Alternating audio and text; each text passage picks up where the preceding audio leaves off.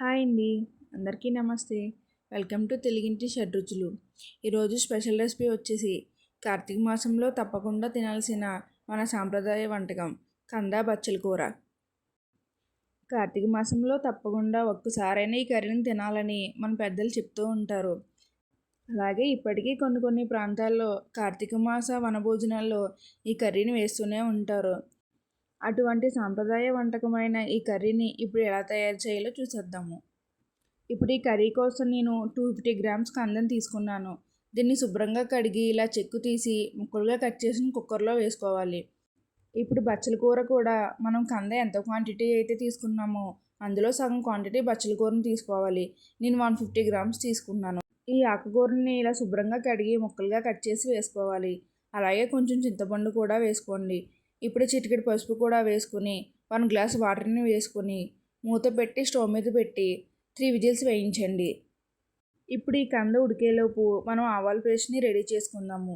దీనికోసం ఒక mixie jar తీసుకుని 1 స్పూన్ ఆవాలని వేసుకోండి. అలాగే 1 ఇంచు అల్లం ముక్క, 1 ఎండుమిర్చిని కూడా తుంచి వేసుకోండి.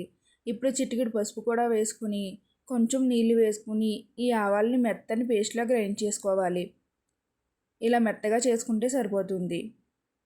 ఇప్పుడు కంద కూడా ఉడికిపోయే ఉంటుంది. ఇప్పుడు కుక్కర్ మూత తీసి చూద్దాము. ఈ కంద కూడా పర్ఫెక్ట్గానే ఉడికింది. ఇప్పుడు ఇందులో ఉన్న ఎక్స్ట్రా వాటర్ని మనం ఒక బౌల్లోకి తీసుకోవాలి. ఇలా వాటర్ని అంతటినీ పక్కకి తీసుకోండి. ఈ వాటర్ని పడేయద్దు, పక్కన పెట్టుకోండి. మళ్ళీ వీటినే మనం కర్రీలో యూజ్ చేయాలి. ఇప్పుడు ఈ కందిని ఒక స్మాషర్తో మెత్తగా స్మాష్ చేసుకోండి. మరీ ఎక్కువ పేస్ట్ చేయొద్దు. మనం తింటుంటే కొంచెం కంద ముక్కలు నోటికి తగిలేలా ఉండేలాగే స్మాష్ చేసుకోండి. ఇలా చేసిన తర్వాత మనం ముందుగా పక్కకి తీసి పెట్టిన కంద ఉడికించిన వాటర్ని సగం వాటర్ని వేసుకోండి. ఇలా వేసుకుని అంతా ఒకసారి బాగా కలుపుకోవాలి. ఇప్పుడు ఇందులోకి మీ రుచికి సరిపడా సాల్ట్ని వేసుకోండి. ఇలా వేసుకొని అంతా ఒకసారి బాగా కలుపుకోండి.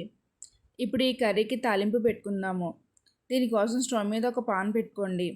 ఇందులోకి 2 స్పూన్స్ ఆయిల్ని వేసుకోవాలి. ఇప్పుడు ఈ ఆయిల్లోకి తాలింపు గింజలు అన్నింటినీ వేసుకొని ఫ్రై చేసుకోండి. వెల్లుల్లి మాత్రం వేయద్దు. ఇలా వేసుకుని ఇవి గోల్డెన్ కలర్ వచ్చే వరకు ఫ్రై చేసుకోవాలి. ఇప్పుడు 6 చీరుకులుగా కట్ చేసుకున్న పచ్చిమిర్చిని కూడా వేసుకోండి. మనం ఈ కర్రీలోకి కారాన్ని వాడట్లేదు. కారం అంతా ఈ పచ్చిమిర్చి నుండే రావాలి. ఇలా వేగిన తర్వాత మనం ముందుగా స్మాష్ చేసి పెట్టుకున్న కంద బచ్చల కూరని ఈ తాలింపులోకి వేసుకోండి.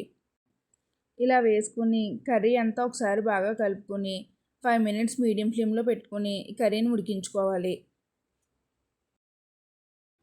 ఇలా 5 మినిట్స్ ఉడికిన తర్వాత మూత తీసి ఒకసారి చూద్దాము. కర్రీ ఉడికిపోయింది. ఇప్పుడు దీన్ని ఒకసారి బాగా కలుపుకొని మనం ముందుగా గ్రైండ్ చేసి పెట్టుకున్న ఆవాల పేస్ట్ని ఈ కర్రీలోకి వేసుకోవాలి.